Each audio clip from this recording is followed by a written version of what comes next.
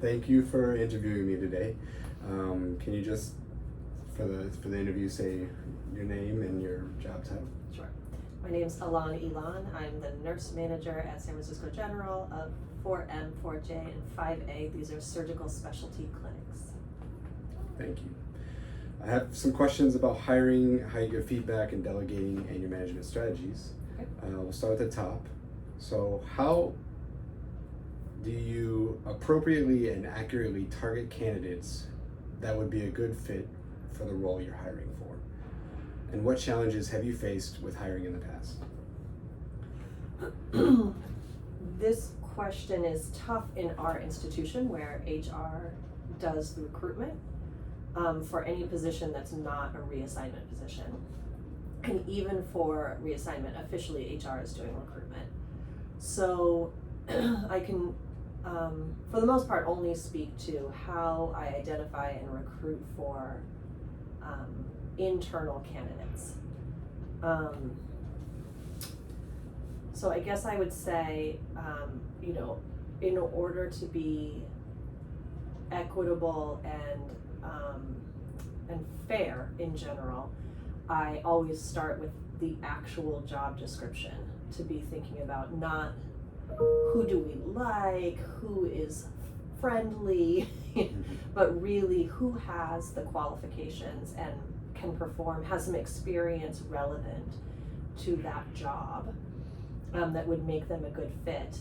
And then the second question I always ask myself is, what are we missing on the team that somebody we could identify within our current institution might bring to the team? And that could be a skill, or a language skill, or an identity, or a perspective, some sort of professional background. For example, when we hired an LVN, we hired somebody with a lot of customer service experience because we had a lot of clinical experience on the team. But it's a very busy service, and having a background in a super busy customer service industry has actually helped us. His perspective has helped us juggle multiple competing needs and bring a customer service kind of focus where it otherwise didn't exist. Yeah, that's actually perfect. This leads into the other question I had, which was, do you consider current organizational culture when considering a candidate? Absolutely. And that may not, again, that doesn't always look like what would we like and what would make us feel comfortable, but what do we need to try to avoid not just we're all friends with people we are drawn to, and that's great. We want to work with people that we feel drawn to, and we must, in a workplace environment, also branch out, think broader, and incorporate perspectives and backgrounds that are different from the one that might be our own or might be predominant in a given area. So yes, I think about what exists and what it needs, what it is missing. So I'll move on to feedback here. Mm-hmm. What strategies have you used to provide feedback to a team during an iterative process?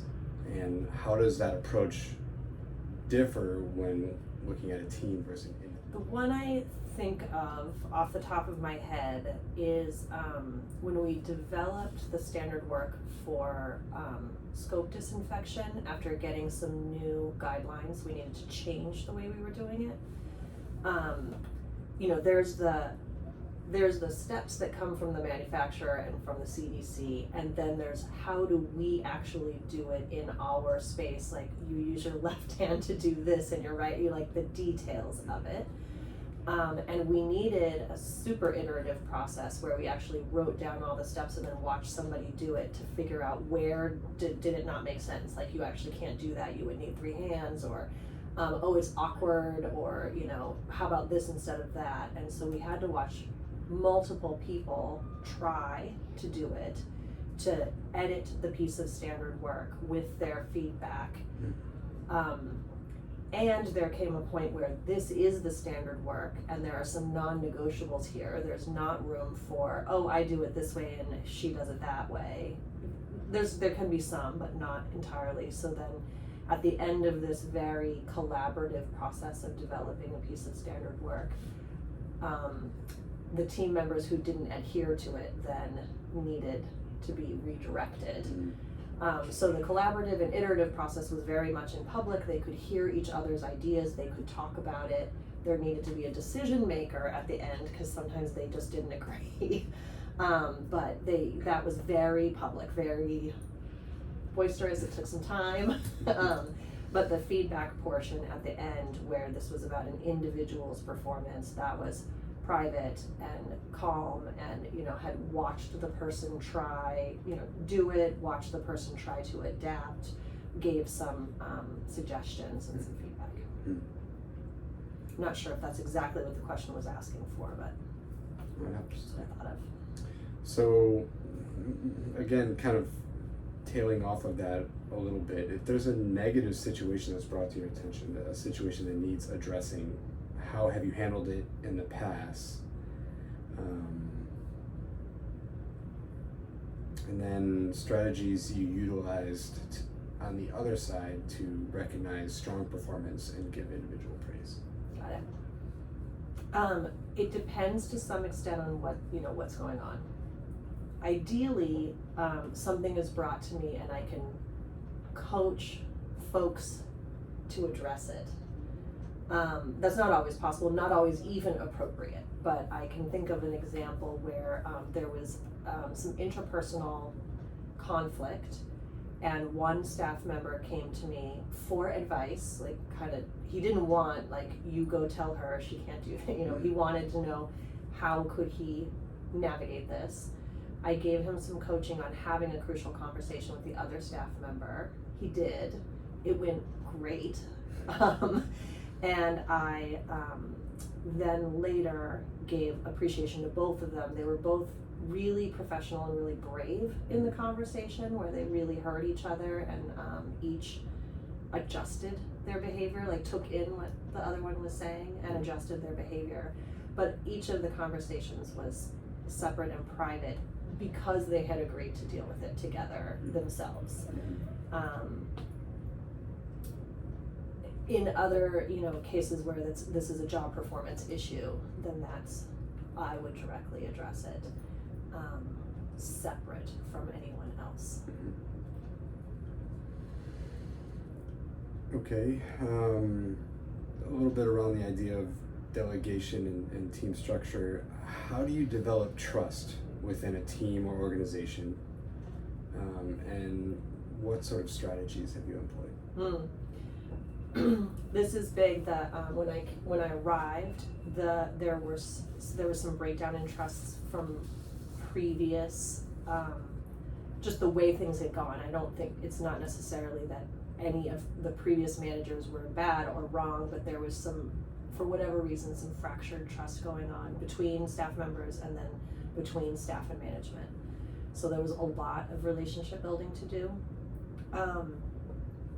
I think the first step is always then to do information gathering. So even now that I've been here a long time and I think that I am a trusted leader with the staff, if I'm going to change something, step one is information gathering. What is currently happening and what is everybody's perspective about that?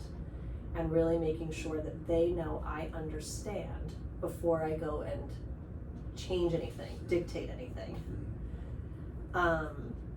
And then to get input, feedback about potential changes, solicit ideas, because my idea may very well not be the best one. So, okay, clearly define a problem. Now you understand what's currently happening. Here's the problem with what's currently happening. How do we solve that? Solicit ideas.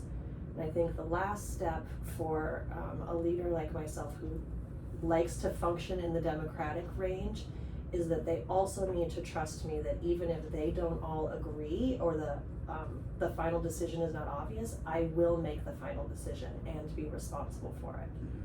I would never make them make the decision, have a process fail, and then blame them for it, right? So the final decision is mine and the responsibility is mine, and I don't ask them to do anything that I wouldn't do myself. Right. So transparency in the process, and then being responsible as a leader for decisions made for the team. Yep, if it didn't work, we'll fix it. And it's not anybody's fault. And if it is anybody's fault, it's my fault. Yeah. Tell me some of the factors you consider when delegating a task.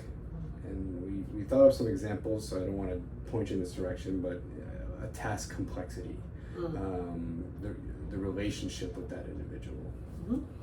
Yeah, sometimes making assignments or building schedules is incredibly complex, and you realize that there's so many factors to take into account. So there's existing work burden, like who has already been assigned to what. There's suitability for the task. There's whether or not somebody likes the task, which I'm willing to take into account. Some people like very detailed work, they like working on the computer. Other people really hate that, and maybe they're capable, but they really hate it, and they'd rather be patient-facing, out on the floor. Everybody has to do their job, but I'm perfectly willing to take into account people's preferences. And then there's capacity, capability, and then there's sometimes interpersonal stuff. If things need to be, if there's gonna need to be handoff between people, you don't pick the two people who don't communicate well with one another, or who don't communicate well, because now you're creating a real safety vulnerability if they don't successfully hand off the information between the two of them. So building teams that will work and don't create safety issues is how I generally do that. Okay. Fairness is something that the staff care about, and I take it into account, but it's a little like the difference between equality and equity. Fairness doesn't necessarily mean that everybody has the exact same number of minutes of assigned tasks. Sure. Or the exact same, count the number of patients you have to call. People are faster or slower, they may have other duties, one service may be more complex than another. It's not gonna look on paper perfectly equal. We've talked about this. That doesn't mean it's not fair. And what I care about a lot more is that the work gets done and the patients are served and there's cohesion on the team. And equality doesn't always bring about that result. Mm-hmm. So I have one more question I think that'll work, that kind of links in with that, because that is very nuanced and hard to attain and communicate with the team. So we have a question here that says, how do you approach changing the culture within a group, and what strategies have been effective for you in both implementing and sustaining some of those cultural shifts around some of the ideas related to that, ideas around fairness and inequality, quote unquote, and how you want to change a culture towards a team-based approach. Mm-hmm. Yeah, I actually really like our daily management system, and I think when you were brand new and coming on board, I really encouraged you to use it as a new manager, because it requires transparency, and it requires the leader to figure out metrics. What are we going to look at, which equals what do we care about? These are our values. Whatever we measure and talk about, that's what we value. So it can help shift the culture from a little bit of a hamster wheel, this is just what we're doing every day, to a more global, our no-show rate came down. Oh, we're reaching this many patients to provide this particular service. And then they can see their own contributions to that may not be exactly like the person next to them, their contributions, but everybody really did contribute. So keeping that focus on the greater goal through really specific, carefully crafted metrics with data to support those, instead of it being, I'm happy with you and what you did. I can show you what you did, what you accomplished, and this matches our value of providing excellent, safe patient care. Okay, thank you. You're welcome.